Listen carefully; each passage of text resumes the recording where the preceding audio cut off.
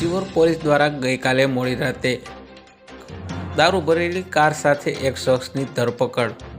પ્રાપ્ત વિગત અનુસાર શિહોર પોલીસ ઇન્સ્પેક્ટર એચ.જી. સોડા સહિતનો સ્ટાફ ટાવર રોડ પર વાહન ડ્રાઈવમાં હોય તે દરમિયાન વાહન ચેકિંગમાં એક સફેદ કલરની કાર રોકાવતા કાર ચાલકે કાર ભગાવી મૂકતા અડધી રાતે ફિલ્મી દ્રશ્યો સર્જાયા હતા. ત્યારે પોલીસ દ્વારા આ કાર રોકાવી કારમાં તપાસ કરતા ઇંગ્લિશ દારૂની નાની મોટી બોટલ મળી કુલ 612 બોટલ સહિત કુલ રૂપિયા 6,72,800ના મુદ્દામાલ સાથે તળાજા તાલુકાના ટીમાણાના ગામનો વિપુલ વાતસુર ભોગળકા રહે ટીમાણાવાળાને ઝડપી પાડેલ.